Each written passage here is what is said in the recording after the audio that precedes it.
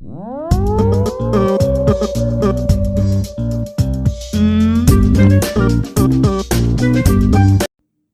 littles, welcome back to Reading with Renee. Today's story is The Big Cheese by Jory John and Pete Oswald. They call me Cheese, the Big Cheese. Oh, say it with me please, the Big Cheese. Ta-da! You'd better believe it. That's right, folks. I'm the biggest, cheesiest piece of cheddar around. I'm really something to behold. Take a good look at me. Are you seeing what I'm seeing? Have you ever observed a more impressive cheese in your life? It's not just my stature either. It's my presence, my vibe, the energy I emanate, the excitement I exude. It's the way I fill a room, or a theater, or a stadium. Wherever I go, I cause a fuss. Heads turn, jaws drop, gasps are audible. That's why they call me Cheese. Oh, say it with me, please. The Big Cheese. Ta-da!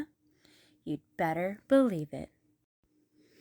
How did I get such a good, or should I say gouda, reputation? Well, I wasn't always a big shot.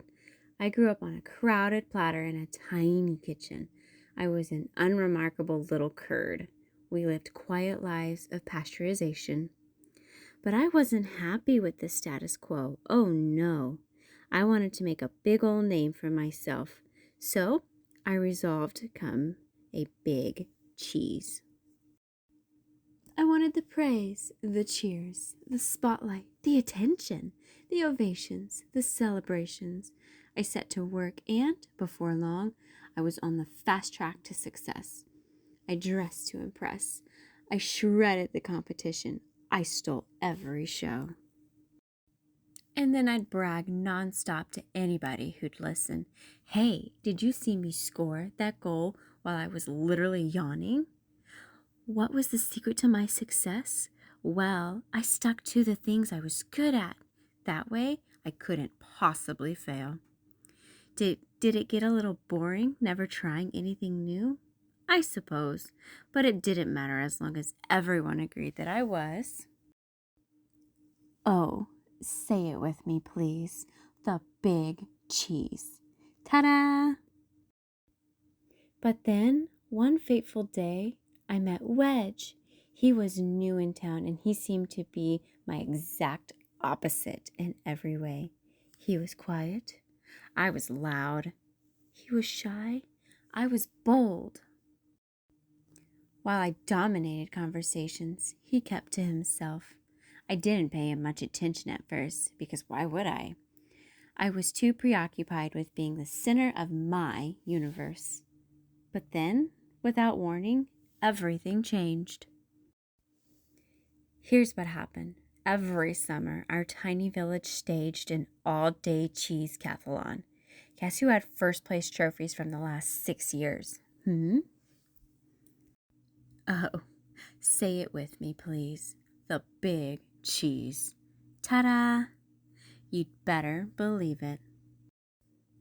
This year's opening ceremony started at 5 a.m. sharp. I was fully primed and prepared to prevail. First up was a foot race, and I zipped into the lead. Within seconds, though, there was someone on my heels. I could hear his breath, the pitter-patter of his agile feet. It was Wedge! I could not believe it. Oh, he was fast. Not just fast, but skilled, disciplined. He paced himself. We were neck and neck for most of the race, but when I slipped on a rogue pebble, Wedge swerved, sped up, and beat me by a nose, a cheese nose. For the first time, I'd come in second place. Oh, the indignity. But there was no time to sulk because the next leg of the competition had already started. It was a game of chess. Before I could blink or think, Wedge had taken my king in 4 moves, and while I was busy protesting to the judges, he'd already moved on. The following events were a blur of loss after humiliating loss. Hat making, sheep herding, bread buttering. It turned out that Wedge was quietly excellent at everything. Even when he won, though, he didn't gloat. He was so humble. It was odd. It was disconcerting. It was absolutely baffling. Finally, I watched in dismay as Wedge trounced me one last time, and the day came to a bitter end. Well, bitter for me, at least.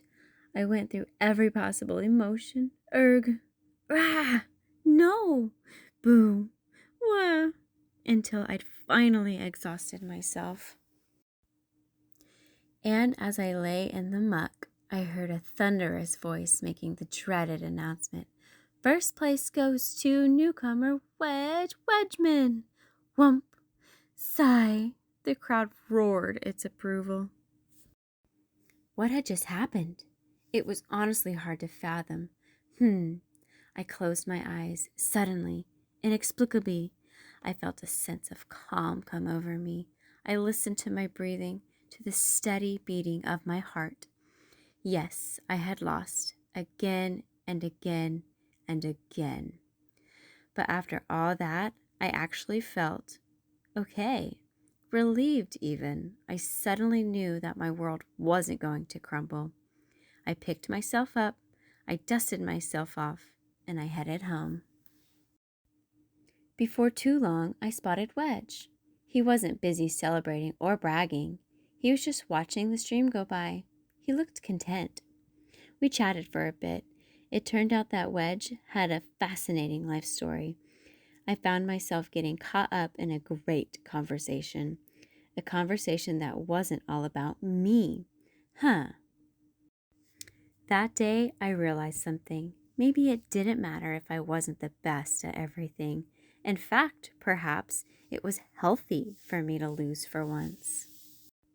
And sure, my ego was bruised in the short term, but over time, I gained some perspective on what's really important.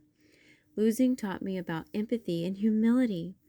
It showed me that I'd become so focused on winning that I was missing out on the joy of participating.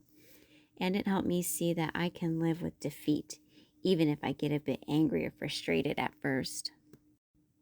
These days, I'm trying not to worry about whether I win or lose. I don't have to impress everyone all the time. I let others have the spotlight. And I've taken up some new hobbies, just for me. Yes, I'm trying to be a better wheel of cheddar. So now, when I brag about something, well, I mostly brag about my friends. Whoa, did you see that? What a move! Because it turns out that anyone, from a crumb of gorgonzola to a flock of feta to an unamusing wedge of brie, can be, oh, say it with me please, the big cheese. Ta-da! You'd better believe it.